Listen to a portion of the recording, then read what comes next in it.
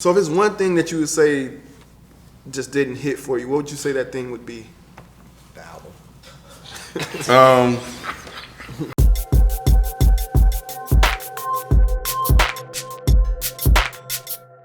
Dead End Hip Hop album review, D-Smoke, Black Habits. Look, man, before we get into the review, I always say it, support your boys. Like, comment, and subscribe. If you want to be the ultimate supporter, go to Patreon, become a patron. You'll be able to vote on classic albums, a whole bunch of other stuff. Just make sure you go to the website, check it out if you want to support us. Also, look, we love y'all. We always try to give you more and more content. You already seen Chef Curry over here behind the video editing. He's been putting out hella work. Doing this takes a lot. However, we can give you more reviews via podcast. We're dropping reviews every Tuesday and Thursday. We already dropped Young Thug, So Much Fun. We also dropped Killer Cam, Purple Haze 2. We got Dave East. We got hella more projects. It allows us to color outside the lines. We can go back on projects. It doesn't matter if they're new, they just came out, it doesn't matter. So make sure you go subscribe to that. You can find the Dead End podcast feed anywhere you listen to podcasts. So it'll be on Spotify, Google Podcast, Apple Podcasts. So anywhere you listen to podcasts, you can find us there. Back to the review, D-Smoke, Black Habits. D-Smoke is definitely a relatively unknown artist before he was on the Netflix show Rhythm and Flow that was judged by Cardi B, T.I., and Chance the Rapper. In 2004, he started his own record label called Woodworks. And after turning his mom's garage into a music studio, he started writing music for major artists like Jaheim. He wrote the first single off of his 2009, he wrote the first single off his 2009 album, Never. And he's also Sir's brother from TDE. I knew that. Yeah, oh, you knew that that one.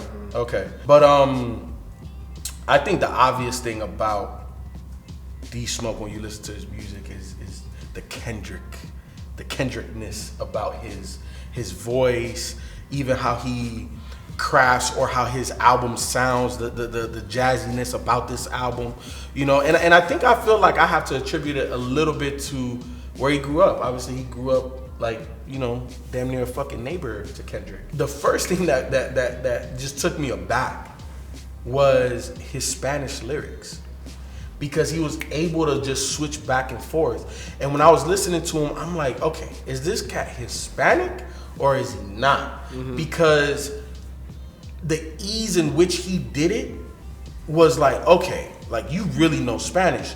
But how he sounds, I was like, I don't think you're Hispanic. Yeah, I watched a couple episodes of that Rhythm and Flow show on Netflix. And I can't remember who brought him on. I don't know if it was Cardi B or whatever, but I remember Cardi B was just like really impressed at how he could switch it on and off too. Yeah. And I didn't watch the show anymore, so I didn't really care to look if he was Hispanic or not. But no, yeah, he does do it with ease. Super ease. And I was curious to see your perspective on that, because I obviously I don't know what the fuck you're saying. I'm not fluent in Spanish, but yeah, I was curious to see, like, while it sounds like it's with ease, how does it sound? Amazing. I don't think I've heard another rapper go back and forth. And y'all already know, like, Pitbull, Cuban Rideout, and Miami, those albums, like, I really love those. And he's obviously done that. Mm-hmm. But it wasn't like this, because it's kind of like he didn't miss a beat of what he was saying in English at all. Mm-hmm. And I think he did a great job starting this project with the intro, with the affirmations in the beginning, with the affirmations and everything. And then, you know, since Royce taught me something about the allegory. Yeah, on the allegory about the ice cream truck music. Oh yeah. You know what I'm saying? Like, I thought that was really powerful to have that. You know what I'm saying? You kind of hear that in the background also with the sirens and everything, because it sets the stage as to, you know, where the hell they are. Where, like, it's not a good place. But even that was like real Kendrick. It was Kendrick-ish. Yeah. All right, so obviously I've been talking a lot. How did y'all feel about the intro, Bullies? Like, let me get somebody else talking. Intro was dope. I really like Bullies. I've been trying to figure out what is it about this album that I just don't love. Like, I like it, but it's something about it that I just don't love, man. Jeez, man. Yo. And I'm like, I was trying to figure that same. This should be some shit that I like, love. Yes. And I'm like, it's not. It's something missing, man. It's like this dude is hella talented. I think, just like you, I think he's a dope rapper. Mm-hmm. but I don't think he's found his sound yet. Yeah, I think that's what it is too. I felt like about him the same way I felt about Logic when we did one of his reviews, where I was like, that's interesting. Yo, I think this dude has a classic in him, but this ain't it. This definitely isn't I think this dude has a great album in him, but to me, this one isn't it, because I think his vocal tone sounds like Kendrick, but his rap style does not. So that's a good thing, but he can't change his vocal tone. So that's going to be there forever. Yeah. The other thing is, it's his story, and he's telling it, and it's an important story to tell, but he's not doing it in a unique or special way. Yeah, it felt like he was at first. For me personally, I don't know how. I don't know about you guys, but with the morning prayer, it sets you up, right? And then it goes to bullies with the inserts there of the guys talking. I don't give a fuck who that nigga is. You know what I'm saying? You know, where the bully at? Bully dead. Yeah. And then even no commas, I thought it was like cool. But then after that, it's like. Oh, you didn't like Gasper Younger? Yeah, Gasper no. It was the one where I perked up. You perked up on that. I was just like, I don't really care. But Gasper Younger, I was like, whoa. See, that beat. See, here's the thing. I think the thing about Gasper Younger is that when I heard Snoop, I was like, okay, he's going for something. He's intentionally going for something here by putting Snoop on it. So I guess that's what took it away from me personally. It still is one of the better tracks for me on this album, but me putting my critique hat on, I was like, okay, what is he going for here? So it took away from me because it was Snoop. Well, I felt like that was I felt like that was like the Inglewood anthem. You know what I'm saying? And who else to put on there than Snoop? Like Inglewood, Cali? I'm not getting either one of y'all really. Okay. What did you get? I'm sorry. The thing about the reason that song popped up for me was because the beat was really hard, and I thought that the way they placed that, it's like almost like a children's choir. The way they placed that with the beat was just really, really dope. Because a lot of my issue with this album, the production's good, it's super samey, and it gets boring. And then he kind of just blends in with the beat. That song, I feel like he didn't, and I don't think that song needed Snoop. So I don't think he was really going for anything. Right, really. I agree with you. You say you don't think it needed Snoop, right? No. Right, that's what I'm saying. If it didn't have Snoop on it, I would have felt the same way that you feel. But because it had Snoop on it, it actually took away from me. Really? Yeah. Gasper was a leader of the Maroon tribe near, what the hell was it? Near Veracruz, Mexico. It used to be called New Spain back in the day. So that's why I felt like that was kind of like his Inglewood anthem, like or him telling you, like, I'm the leader of, you know what I'm saying, the new, I guess a new wave, even though he's not young at all, like he's our age group. You know what I'm saying? But I don't know. That's kind of what I took, and that's the reason why he named it that. You just confused me more. Why? Because if he's our age, how is he the leader of the new generation? Because Kendrick is younger than us. Well, here's the thing. So like he was also a teacher. Okay. You know what I'm saying? So he feels that his message is reaching the younger generation, and he is leading the younger generation. This is from him. This is from his perspective. Okay. Oh, this is what he said. This is not what you're saying. This is what.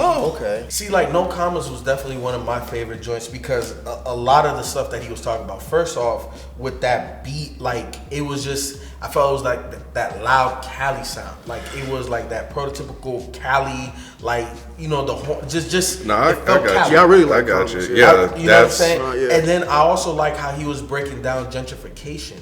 You know what I'm saying, and just all of the points that he was hitting on that. You know, especially if you know all of the stuff that even today that's happening in Cali right now. Like I felt like that was very powerful. Talks about black on black violence in that track. Like it's, to me, that was one of the more powerful tracks on this project. My issue with this is he's not saying this stuff in any new or unique way.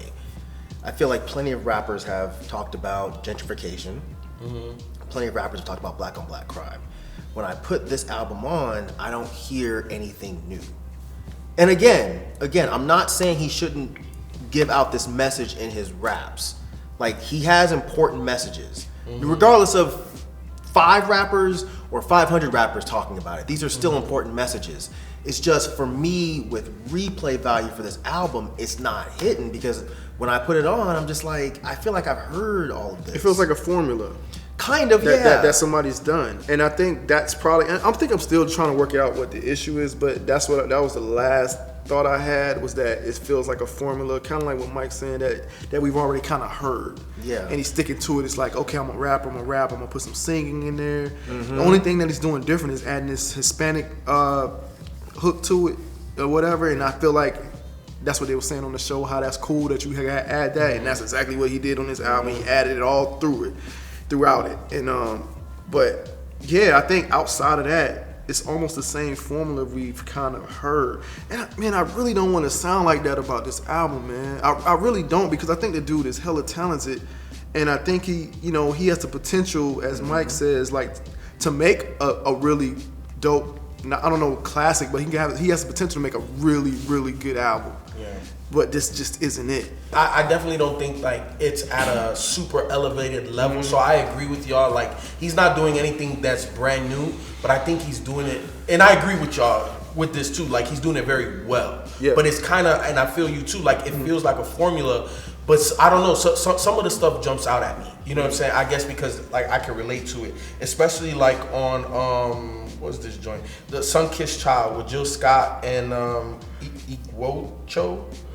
I guess I don't know if I'm saying that right. Guacho. Yeah, But like a Spanish word. It ain't a Spanish word. I don't really. I'm not that good at reading Spanish. I don't know what the fuck that is. Sell out. I relate to that because that's basically my parents' story. When my mom got with my dad, it was kind of like that's what was gonna elevate her because my dad was moving all of this weight. You know what I'm saying? And obviously there was gonna be more money onto her side of the family. And then, as drug dealers typically do, they get high on their own supply, and then you start, using with your partner, and they obviously had issues and they had to overcome those things. But like just that whole song, like it was talking to me, you know what I'm saying? Because I could relate 100% to what was happening. I don't know, man. I'm with Rod. Like when I put this on, I'm just like, there's something missing that's not bringing me to this. And one of y'all said, like, I feel like I should love this because he's got a pen. Yeah, he's got a great pen game. Like, there's certain songs where he's really flowing. Like the track about his father, the trap, I forget, something like My Daddy. What's it called? Like My Daddy. My phone just went out. Yeah, like that shit. Like he has some real bars. Like where he said, like, I'm like a fuck. What did he say? Like something like a polar bear next to a polar bear with frostbite next to like a Klondike with frostbite next to a Slurpee. Like that, he's talking about how cold he is. I thought that was like a really dope bar. And the shit about Robin Peter, but then Paul gave you substance. Like he has some really, really dope bars on here. Yeah. But nothing on this is making me want to go back to it. The only thing that this project told me was this is a dude with a great pen game that's got a whole lot of potential. But it sounds like he just needs to find What his sound sound. is, yeah. Because right now his sound, unfortunately, is a little bit of like Kendrick taking some of Common's production, and I'm just like, I'm not really excited to listen to this. You know me, and I rarely write lyrics down, but I had to write this. Like when he says, Spike Lee your dreams and Bruce Lee your tantrums. Like I thought that was really powerful on Black Habits. Obviously Spike Lee's behind the camera, he's like producing, so like you can visualize your dreams. Okay. And then Bruce Lee your tantrums. It means kick your, kick all of that habits away. The Spanish flow on that, like that switch, I didn't write any of the Spanish shit down, but I had to write it down. Like, yo, on So that what if one, he took that away? If he took that away, it definitely would take a little bit out of it for me, because obviously I understand it 100%. So it added to the album for me. For you guys, it's whatever. It's not whatever. It sounds good. And I think I said this before, like on the podcast, where I was like, it's been some Spanish stuff out that, it sounds good, even though I don't know what it's saying. But if some people know how to execute it well, I think we was talking about. Go ahead. So does it make it more enjoyable to listen to if you don't understand Spanish, or is it just kind of neutral? It's just neutral. It's a fuck. What's the word? MacGuffin? A MacGuffin.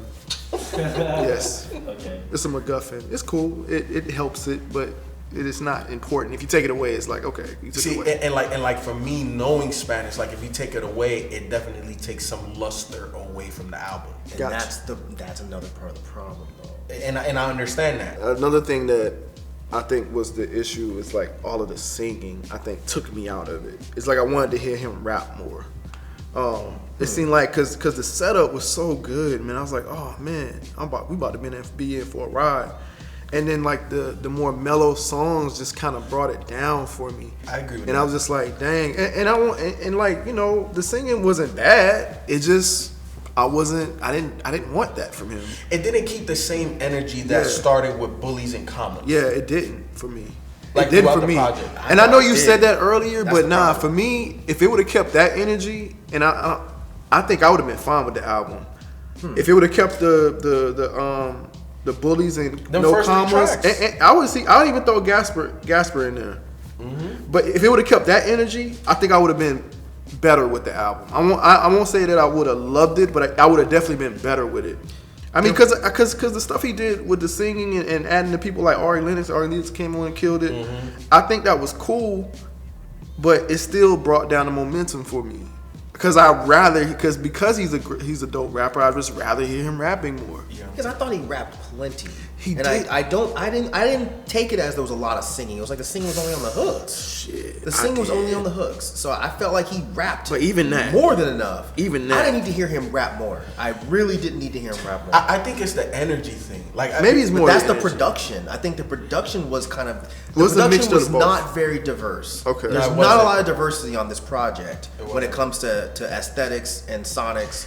There wasn't a lot. It was very, very kind of like from the setup, right? Like with that morning prayer, then you get Bullies where it's very powerful. No Commas has a very loud. It's a very loud. Because there's no beat. singing on that, Mike. Exact. Gasper Yanga was another very like shit Yeah, in your with face, singing. huh? with singing. Which is why I With said that's singing. one. Even though that's one of my favorite, it's like one of my. It's not. It's like my number 3. You know what I'm saying? But after that, Top of the Morning, again, very jazzy, very Mm-hmm. To Pimp a Butterfly like. But then that's kind of where that energy shifts, because after that, then you have Sun-Kissed Child, again, mellow, singy, very singy. After that, But he wasn't rapping any less. That's what I'm saying. He wasn't rapping less, only but it was singing on more the hook. singing. It was only singing on the hook. Man, that shit sound like a lot of singing, Maybe man. it's because you were like looking for, like you liked his rapping, and you're like, okay, I'm waiting for him to get to that. Get to those that. bars that are gonna really make me go like, oh he shit. had Right. the bars. But then when that Keep was going. happening, like you just got singing, I guess. Yes, absolutely, Huey. So you understand what I'm saying? It's not that he didn't rap enough. It's that he rapped enough and he put this singing. So yeah, maybe I misspoke. He did rap a lot, Mike. Right? But with the singing added, it brought down the momentum I was talking about. And that's my takeaway. I know it may not be your takeaway, but for me and what I'm I not feel like it's arguing with you, not man. connecting for me, I feel that's you. where I feel took me out of it. I got Something you. else may have took you out, but I feel like the singing, and like I said, I'm still trying to work through this. I feel like the singing took me out of it. Already said I couldn't figure out what it was. Maybe it was a singing. Maybe it was a singing and I just didn't know. All I know is this immediately moved into background music by track 5. And the thing about it is, I don't want to sound like I'm shitting on this dude. Yeah. I really don't. Because I think he's I a. don't think you are. Like y'all are giving him a lot of credit. And what is this? His debut? This is Yeah, second yeah. out, no? Second. out. Second? Yes. So it just, And he had an EP like very recently. like there's a uniqueness in him that He hasn't needs to got it. hone in on a little bit more. Yeah. He needs somebody around him or a team around him that brings that out.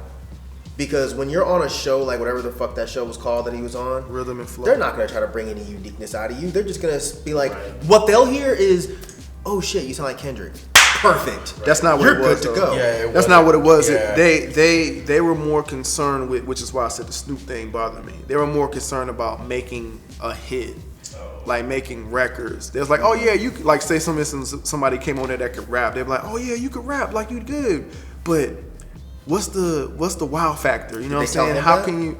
I don't know if they told him that. No, they didn't tell That's him. what I'm No, saying. they didn't tell him that because he had that Hispanic thing and all that. And he because could he sounded sing. like Kendrick. So he sounded like he had the whole package, which is probably why he won the show. But that's what I'm saying. That's what they more so was looking for. But going back to the project, like I guess I'm agreeing with a mix of what everybody's saying so far.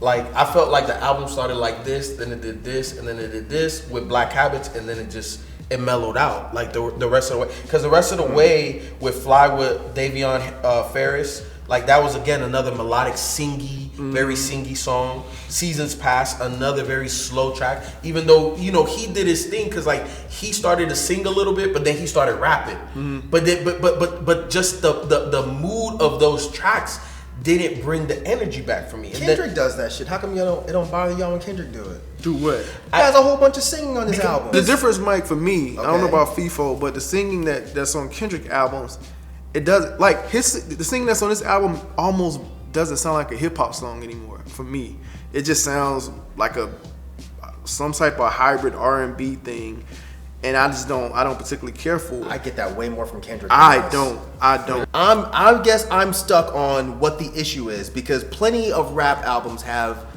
singing hooks. It's not like this man was singing throughout this album. He wasn't. He was rapping more than he needed to. He rapped plenty. So when we're saying, well, the singing, I understand the singing would take you out of it because maybe it was a bit too passive and it made the songs not exciting. I get that, but Yeah. just be like, hey man, the singing, it's no different than a Kendrick project. It is though. No, yeah, I think I mean, I really have nothing to add. Yeah. Yeah, I really don't. Yeah, we Nah, good. I get you. Sometimes it's like that. He missed the mark. I think he missed the opportunity, man. You have this album cover with the family on it, smiling instead of, so it's a positive image. Called Black Habits. It's called Black Habits, and I didn't get what the Black Habits fully were. At times I did, but it felt like it was supposed to be like some type of concept that he wanted to do, but it didn't come through. And then kind of going back to the Spanish part, at one point I thought that was him just showing like solidarity within, I guess, between us and I guess black people as well. But I mean, that was it. You said that he didn't necessarily express the habits enough on this? Like the habits? Are you serious? So like lights on? So what are they? So lights on, spending the money like on shit that you don't need, like strippers and shit like that, just like for a release to getting away from all of the stresses and shit. That's a habit of black people. The Black Habits was pretty clear. It's just Falling, you know what I'm saying? Like us always falling for the wrong person or in the wrong situations. white folks do that. We all I do guess that. so. But I'm just saying, like, I really Would you go thoroughly back to enjoy it. this? So that's the thing. Like, I'll skip around. Like To Pimp a Butterfly or stuff like that, because the concept was so strong. I feel like when I put on To Pimp, I gotta play it out. This one, I feel you. But like this one, like I'll skip around. Like how you said you won't skip around, even though there's concept there with To Pimp a Butterfly, I still will skip around it. So if I skip around that, I'm definitely skipping around here. So yeah, but So you are returning to this and skipping around? yeah, I listened to a few jams off of here that I like. I mean, because I almost wanted to figure out why I don't love it. You know what I'm saying? Like, I think I'm still trying to figure it out. I think I still want to figure it out personally. You know what I'm saying? Because I think this dude I think he has some staying power. I think if he creates another album, it'll be good. You know what I'm saying? So I'm not gonna dismiss him. You know what I mean? Yeah. Like, it's not somebody I listen to. I don't like this or fuck that. Whatever. No, it's not that at all. It's just this didn't hit or connect, like kind of what Ken's saying. So when you say like he'll make another album and it'll be good, so this is not good to you? Just for clarification, just for the people watching behind the camera. The dude could put together a song. So yes, he is good at doing that. For me personally, just something isn't connecting. I want it more. When I look at, like Ken said, when I look at this album cover, when I look at the title, when I look at how he opened this thing up, I was expecting something else. And as I listened to it, I was like, why don't I feel like I'm getting that? That's all it is, really. I don't think he nailed the concept. Yeah, maybe. If he made the concept, I mean, I understand the Black Habits thing was clear, but when you listen to the album, it's just like there's no string that's holding the entire thing together. There really isn't. There's no centralized theme, really, and that's not his fault. But yeah, when I looked at the album cover too, when it started, I was like, okay, I feel like I'm in for like a story. Yes. And I didn't really get a story. I got a couple stories here and You there. got a lot of perspectives. Yes. from a guy that I don't know shit about. I know. So that's kind of maybe where it hurt a little bit. Give me No Commas, give me Gasper Younger, give me Black Habits, give me Lights On, and give me Real Body. I like Bullies, No Commas. Even though it didn't sound like it, I do like Gasper Yanga. Give me that one. I remember liking Fallen and give me Real Body, man, because I like Ari Lennox on that one. Bullies, No Commas, Gasper Yanga, Sunkissed Child.